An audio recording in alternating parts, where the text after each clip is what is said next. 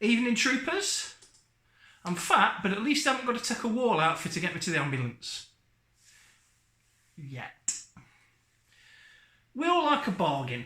And I've got some, in my collecting life, I've had some genuine, stunning bargains. But there's been a few times when I've had my pants down, really, and it almost embarrassingly so. And a lot of the time it's been things I've bought either on a whim or just sort of because they were there. Like my PSP, I paid a reasonable amount for it, but I could have done with paying a bit less.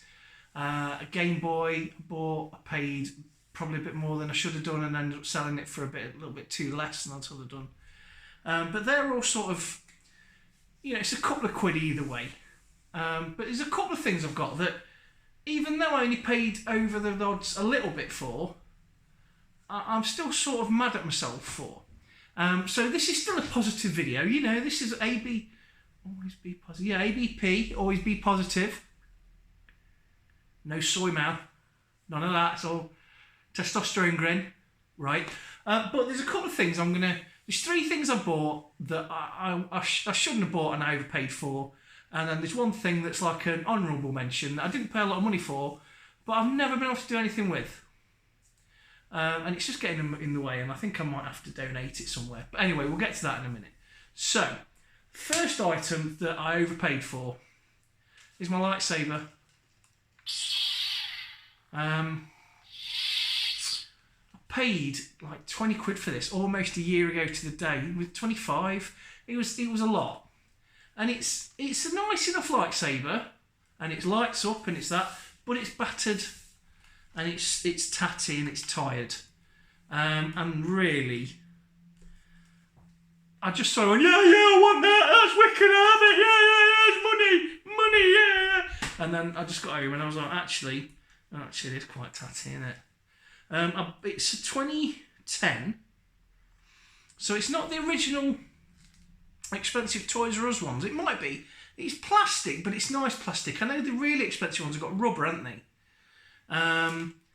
But it does all it needs to do. It works and stuff, but it's just a little bit tired and it's a little bit battered, and I feel mad at myself because I should really have knocked him down a bit.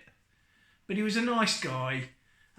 He's got more than perhaps he should have done. I paid a bit more than I should have done. It's a life lesson, but I wish I'd not. The next thing is my Saturn. That's why the lightsabers are battered, because I keep dropping it. My Saturn. It's in good nick and stuff, although it's got the door close error at the moment, which I need to fix. But I paid the right money for it. When I got it, I paid 50 quid for it, all in with a game. And the thing is, I don't pay the right money for things. If I absolutely have to, I'll buy it. But otherwise, I'll wait. And the Great River will always send me something the right price for me. There's 3 prices, isn't there? There's the right price for the vendor, the right price for the seller, and then the real price where everyone's sort of annoyed. No one's happy, but everyone's sort of happy. And that's what I try and go for, the one in the middle, where they've not got in as much as they wanted. I've paid a bit more than I wanted, but at the end of the day, I've got the thing, and they've got some money in their pocket. I paid 50 quid for my Saturn. It's not a games console I've got a great connection to.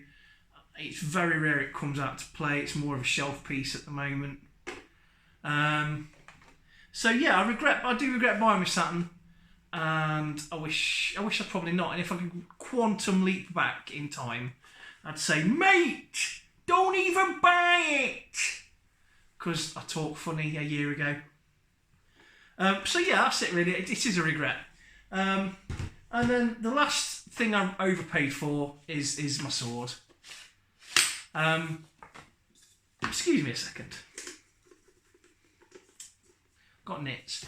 I started going to this auction thing with my brother-in-law and sometimes my wife, just friends.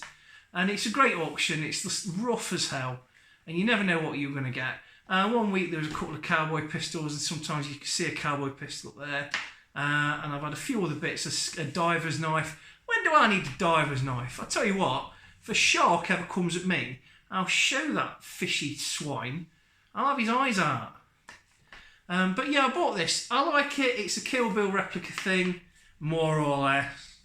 But I paid like 25 notes for it, which is probably 25 to 30 new. I think it's a Skeggy special, Seaside special. Do you know what I mean? Not battle ready. I wish my old man was still alive, because I bet he could have put an edge on it that would cut through metal. But it is what it is.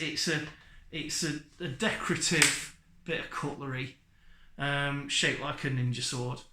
I paid probably about a tenner too much, which in the great scheme of things isn't a lot, but when you're used to getting bargains and getting that endorphin thrill, when you don't get that endorphin thrill, it can be a bit, like for instance, the helmet I'm wearing now.